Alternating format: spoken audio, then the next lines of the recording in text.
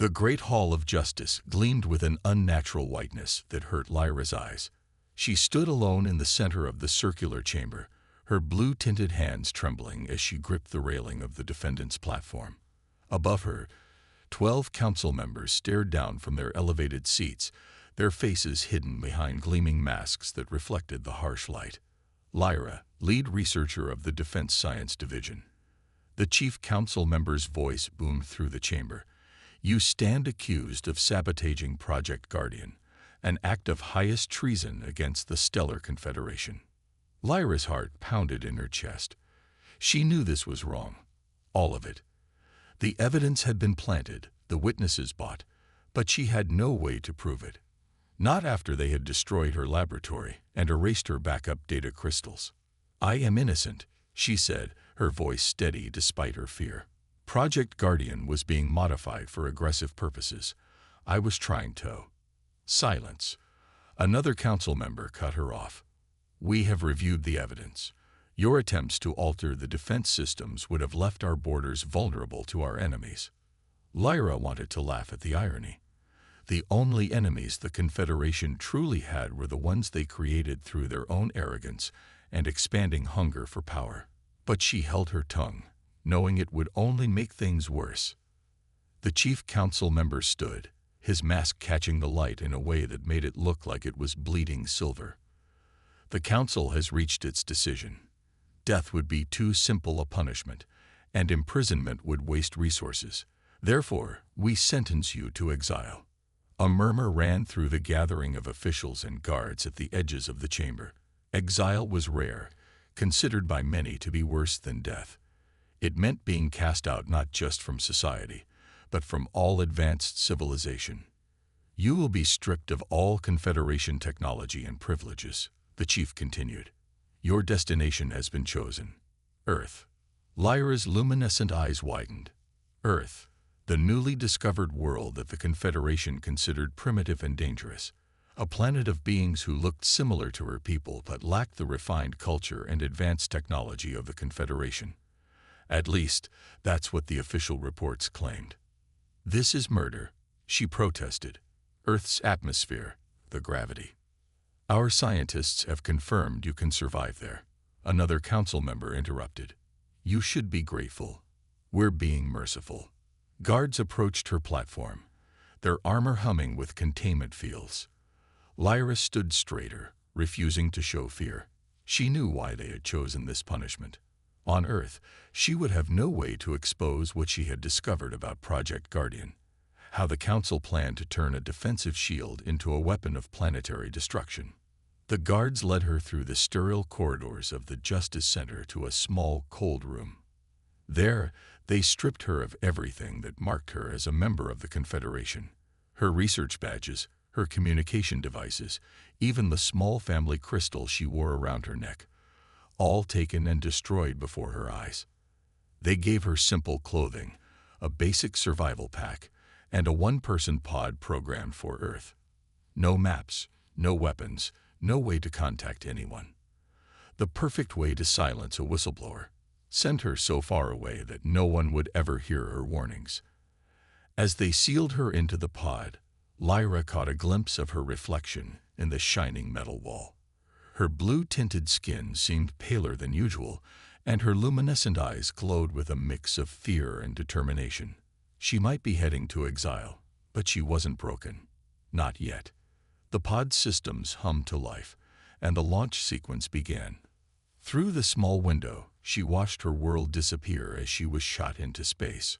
Her last thought before the stasis field activated was a quiet hope that maybe, just maybe, the primitive humans might prove to be better than the civilization that had cast her out. The stasis field broke with a sharp crack, jolting Lyra awake. Red warning lights flashed across the pod's control panel as Earth's atmosphere tore at the small vessel. Through the viewport, she saw flames licking at the edges of her craft, a sight that would have been beautiful if it wasn't so terrifying. Warning: navigation systems failing. The pod's basic AI announced in a flat voice. Crash landing imminent. Lyra grabbed the manual controls, her hands shaking. The Confederation hadn't even given her a proper landing vessel. This pod was designed for one thing only: getting her to Earth alive, barely. Whether she survived after that didn't seem to concern them. Trees rushed up to meet her, a dense green carpet that looked nothing like the carefully maintained gardens of her homeworld. The pod screamed through the branches, metal shrieking against wood. Lyra braced herself, crossing her arms over her chest as the vessel spun wildly. The impact came hard. The pod bounced once, twice, then skidded across the forest floor before slamming into something solid. Lyra's head snapped forward, then back. Pain exploded behind her eyes, and for a moment, everything went dark. When she opened her eyes again, moonlight was streaming through a crack in the pod's hull. The door mechanism was jammed, but the crack was wide enough. Lyra grabbed her survival pack and squeezed through, cutting her arm on the jagged metal. The night air hit her like a physical force, thick, humid, full of strange smells. She stumbled away from the wreckage, her legs weak from stasis. The forest around her was alive with sounds: rustling leaves, crying insects, calls of night creatures she couldn't identify. It was so different from the sterile silence of the Confederation's cities. Her arm stung where she'd cut it, and a small amount of her blue-tinted blood dripped onto the leaves below. Lyra dug through her survival pack with trembling hands, finding a basic medical seal. It would have to do. In the distance, she heard a new sound: mechanical, rhythmic, growing closer. Lights appeared through the trees, sweeping back and forth. Human vehicles, she realized. They must have detected her crash. Panic gripped her. What would they do if they found her? The Confederation's reports painted humans as violent, xenophobic creatures who would likely dissect any alien they found. True or not, she couldn't risk it. Lyra shouldered her pack and ran deeper into the forest, away from the lights and sounds. Her eyes, adapted for the artificial lighting of her homeworld, adjusted quickly to the darkness. The luminescent quality that marked her as non-human now served a practical purpose, giving her just enough light to avoid tripping over roots and rocks. She ran until her lungs burned from Earth's oxygen-rich air, finally stopping to rest against a massive tree trunk. The searchlights were still visible, but distant now. Signs of civilization glowed on the horizon, the lights of a human settlement. Opening her pack again, Lyra took stock of what she had: the medical seals, some nutrient packets, a basic water purifier, and simple clothing that might pass for human at a distance. No weapons, no communication devices, no way to contact anyone who might help her. Not that there was anyone to contact. The sound of breaking branches made her freeze. Something was moving through the forest nearby. Something large. Lyra pressed herself against the tree trunk, trying to make herself as small as possible. Her heart pounded so hard she was sure whatever it was must hear it.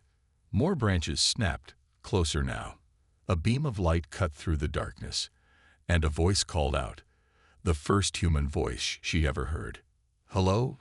Is someone there? I saw something glowing." Lyra ran. Lyra ran until she couldn't run anymore.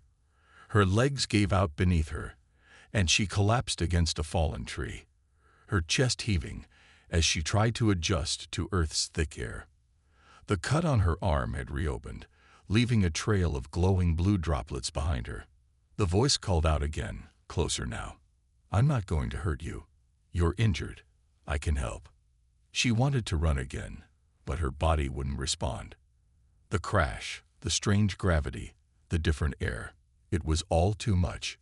Black spots danced at the edges of her vision. A beam of light found her, and Lyra squinted against its brightness. Through her blurring vision, she saw a tall figure approaching slowly, hands raised to show they were empty. As the figure drew closer, she got her first clear look at a human. He was older than she'd expected, with gray starting to show in his dark hair. His face was weathered but kind, with wrinkles around his eyes that suggested he smiled often. He wore simple clothes, nothing like the elaborate uniforms of the Confederation. "My name's Tom," he said softly, crouching down a few feet away from her. "I'm a forest ranger. It's my job to help people who are lost or hurt in these woods." His eyes widened slightly at her alien features, but his voice remained calm. Though I have to admit, this is a first for me. Lyra tried to speak, but her translator implant had been damaged in the crash. All that came out was the musical language of her people. She touched her throat in frustration. Tom's expression softened with understanding. Can't speak English, huh? That's okay. Actions speak louder than words anyway. He reached slowly into his jacket and pulled out a small medical kit. May I? Lyra stared at him, conflicted. Everything she'd been taught about humans said they were dangerous, violent, primitive.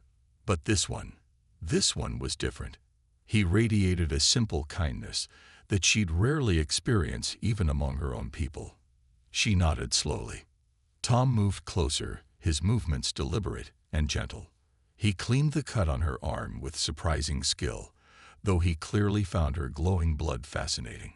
Never thought I'd be playing doctor to an alien, he said with a small chuckle.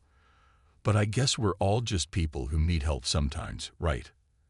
As he worked, Lyra noticed other things about him. His hands were rough from physical work, but his touch was gentle. He hummed quietly as he bandaged her arm, an oddly comforting sound. When he finished, he sat back and offered her a bottle of water. Drink slowly, he advised, miming the action. You look exhausted. Lyra tested the water carefully with her survival pack's analyzer.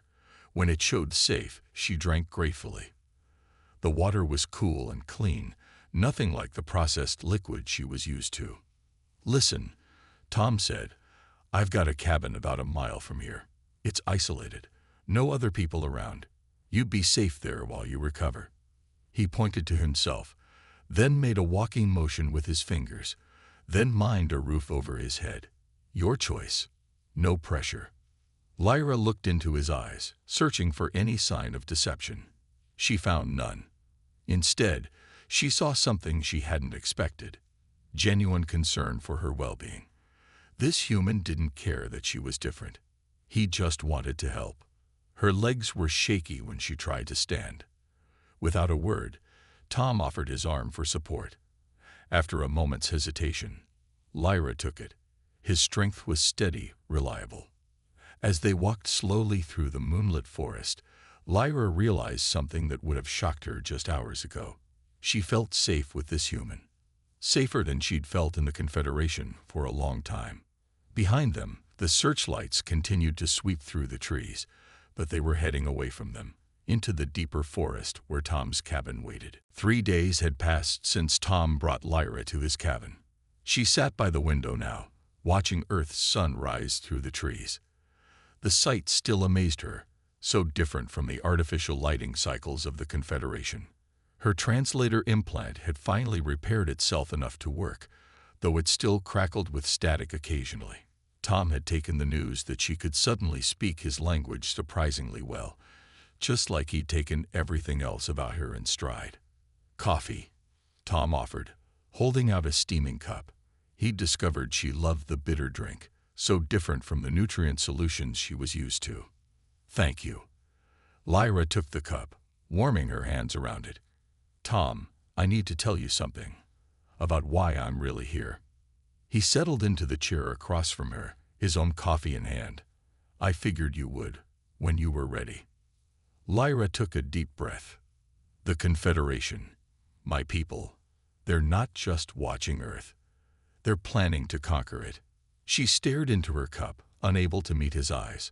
I discovered this when I was working on Project Guardian. It was supposed to be a defensive shield, but they were modifying it into a weapon. Tom was quiet for a moment, processing this. And when you found out, they exiled you here. Yes, they thought it was a fitting punishment, sending me to die among the primitives. She looked up then, meeting his gaze. But they were wrong about humans, about everything. How so? Tom asked, his voice gentle. The Confederation told us humans were violent, uncultured, barely above animals. But in 3 days, I've seen more kindness from you than I saw in years back home. She gestured around the cabin. You live simply, yes, but there's a peace here I never felt in our grand cities. Tom stood and walked to a shelf, pulling down an old tablet computer. "We're not as primitive as your people think."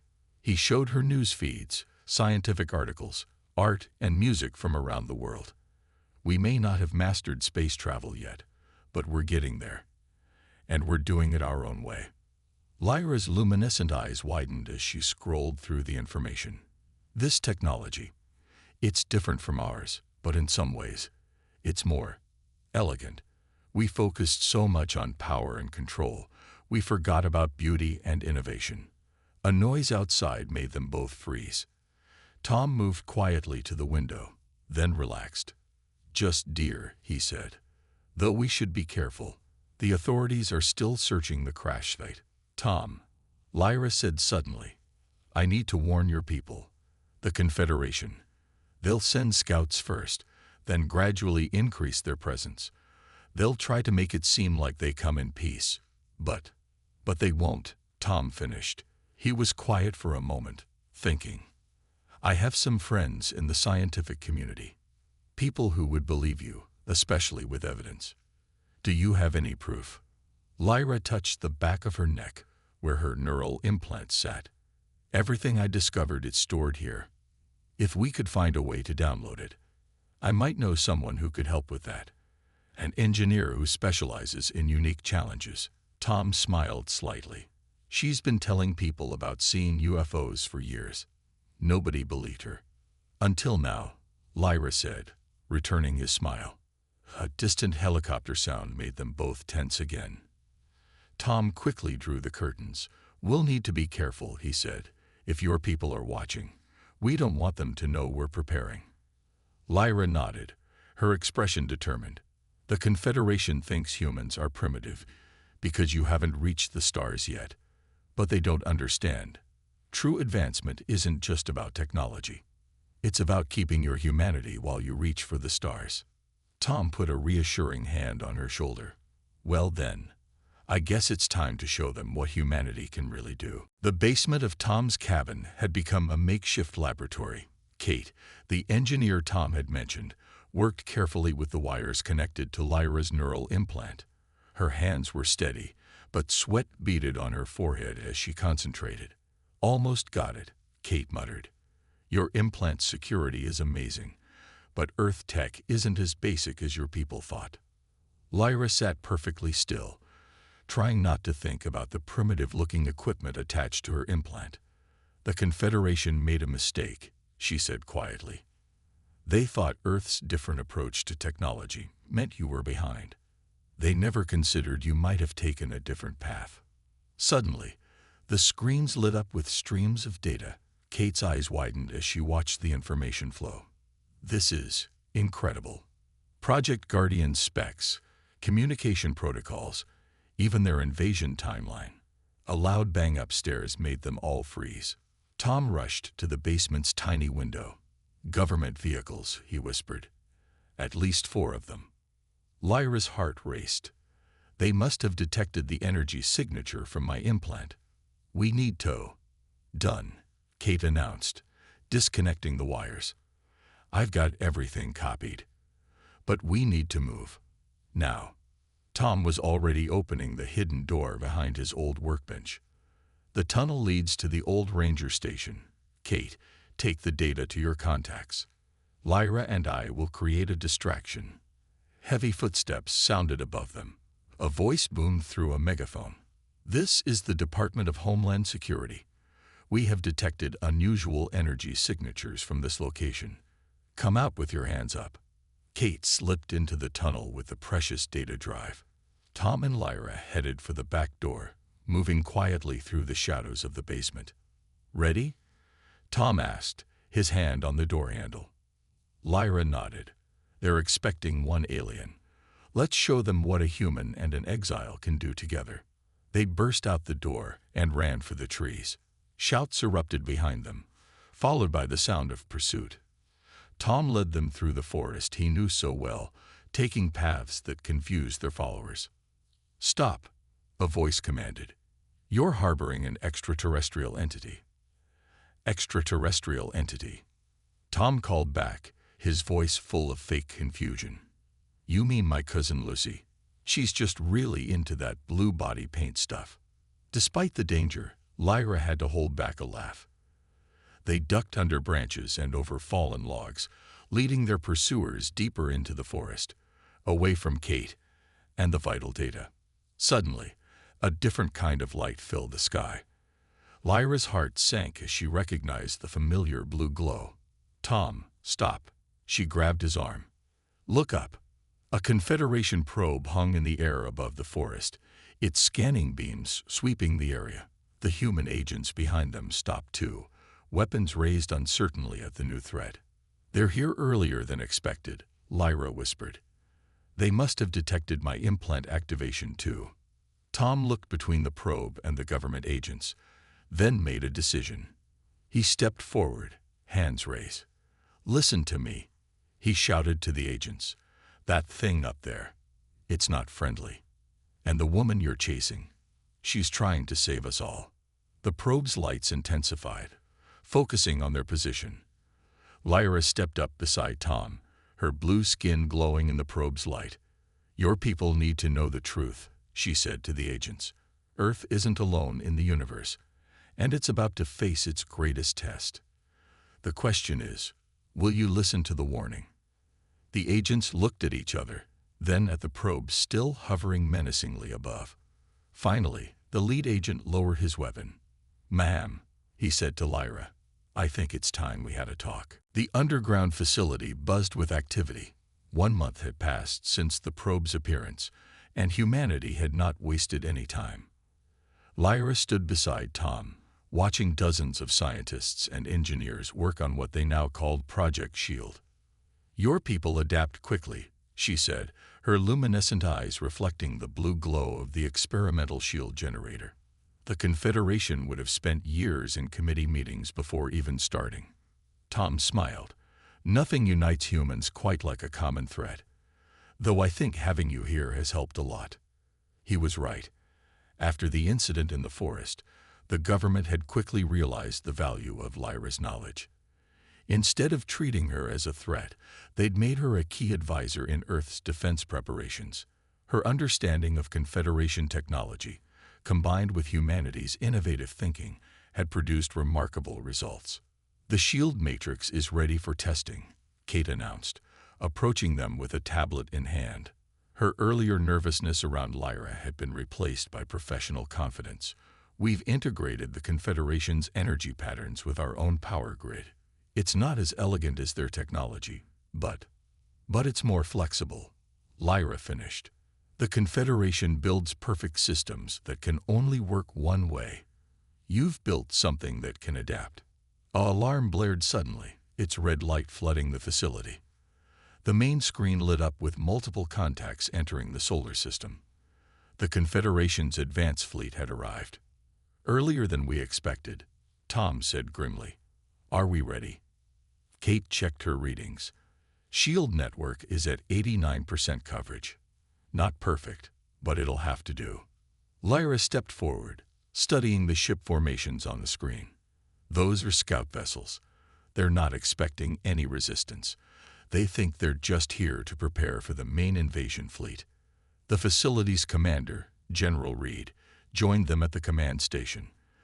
"Then let's give them a surprise they won't forget." He turned to Lyra. "You're sure about this? Once we reveal our defenses, there's no going back." "The Confederation needs to learn that technological advancement isn't everything," Lyra said firmly. "Humanity's greatest strength is your ability to work together, to adapt, to think in ways my people never considered." The first Confederation ships entered Earth's atmosphere, their sleek forms visible on multiple tracking screens. They moved with the casual confidence of a superior force expecting no resistance. "Shield network fully charged," Kate reported. "Ready on your command." General Reed looked at Lyra, who nodded. "Activate the shield," he ordered. Around the globe, hundreds of modified power stations hummed to life. The hybrid technology created an energy field that merged Earth's raw power with Confederation precision. On the screens, they watched as the scout ships suddenly pulled up short, clearly surprised by the unexpected resistance. They're scanning the shield, Lyra said, reading the data streams. They can't believe what they're seeing. Confederation protocols merged with, is that actually windmill power? And solar and tidal, Kate said proudly. Turns out clean energy works pretty well for defensive shields too. The scout ships backed off, retreating to a higher orbit. Emergency signals flashed between them. The Confederation's carefully laid plans were falling apart. They'll be back, Lyra warned, with a larger fleet. But now, they know Earth isn't the primitive world they thought it was. Tom put a hand on her shoulder. And we'll be ready, thanks to you. Lyra watched the scout ships retreat, feeling a mix of emotions. She had betrayed her civilization to help Earth, but looking around at the humans working together, Tom's steady presence, Kate's brilliant adaptations, even General Reed's gruff acceptance, she knew she had chosen the right side. The Confederation tried to punish me by sending me here, she said quietly. Instead, they showed me what real civilization looks like. The main Confederation fleet arrived 3 days later, dropping out of faster-than-light travel in a display of power meant to terrify the primitive planet below. 30 massive warships, their silver hulls gleaming in the sunlight, moved into attack formation around Earth.